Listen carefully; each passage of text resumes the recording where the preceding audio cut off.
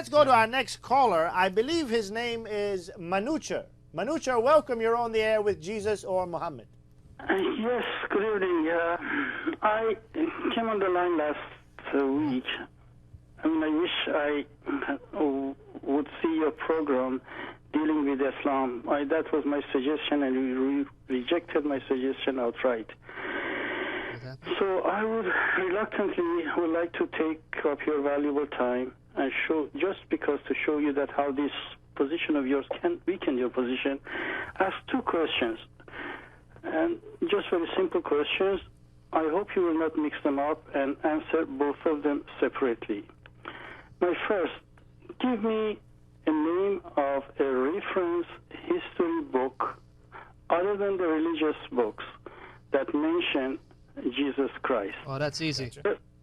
Tell me, Jesus Christ was living at the era of which other famous historic figure? Who was the king of Iran at the time, or emperor of Russia, or prime minister of Bangladesh, for instance? Who was it at the time? Okay, and give us your next question. That was the two questions. Oh, that was the two Yeah, questions. two Thank you, questions. Sam. Okay. David, let's take those questions. Do you want to deal with the evidence outside of... As for the who mentioned Jesus, I'd like to point this out because this is a very interesting question. One, many people overestimate the amount of historical sources we have from the 1st and 2nd and 3rd centuries. We know that the Roman emperor during the time of Jesus was the Roman emperor Tiberius. Here's a little question for historical research. How many historical sources do we have that even mention the Roman emperor Tiberius within 150 years of his life? Exactly. If you don't know, we have 10 sources. We have 10 ancient sources within 150 years of the most powerful man on the planet that even mention his existence. So we have 10 sources, and by the way, one of those is the Bible. The Bible mentions the Emperor Tiberius. Luke 3. Now, how many sources within 150 years of Jesus do we have that mention Jesus? We have 40. And he was a Jewish peasant, a Jewish carpenter. This should boggle our minds. You shouldn't be asking, why don't we have more historical sources on Jesus? We should be asking ourselves, why do we have more ancient historical sources on Jesus than we do about the Roman emperor?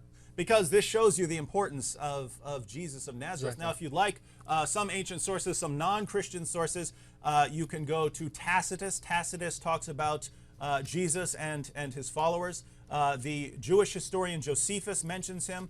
The Greek satirist Lucian of Samosata mentions him.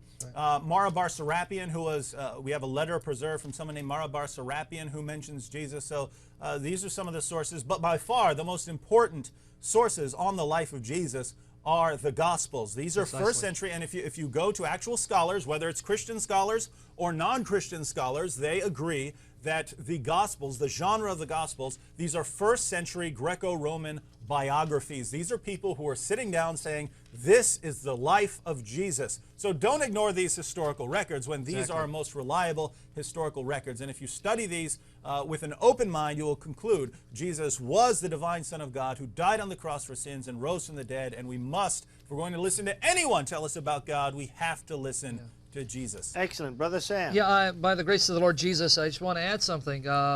The caller assumes that if a document is religious in nature, somehow that makes it less reliable. Are we to assume that only non-religious figures can record history accurately, so that an atheist is less biased than someone who's religious? Everyone has their biases. In fact, if you read any ancient record, the author who's writing has a specific bias, whether it's religious or otherwise. So try to brush aside the New Testament documents as being irrelevant because they're religious. This is irrational, and it's being inconsistent because this is not how we do history. And secondly, you have to account for the start of Christianity. When you say, well, give me some sources outside of any religious documents, in other words, you're trying to undermine the New Testament because they're religious documents, you have to explain the origin of the faith of these authors.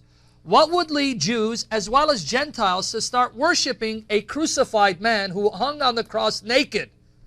What would lead Jews to believe that this figure was their Messiah when for all intents and purposes he was a failed Messiah because Rome had vanquished him on the cross?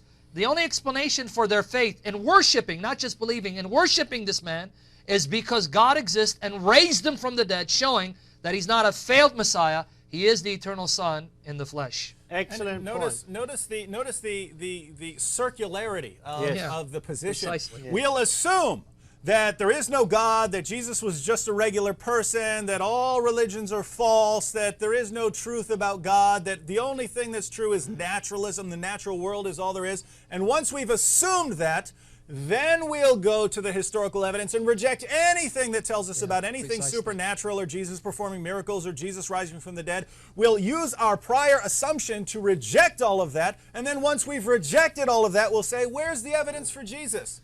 Well, if you don't have a problem with circular reasoning, which is the fundamental fallacy in logic, by all means, you can believe whatever you want to believe, but those who want a more logical approach, you're going to have to come up with a better method of investigation. So Thank much you for that for your objection. call.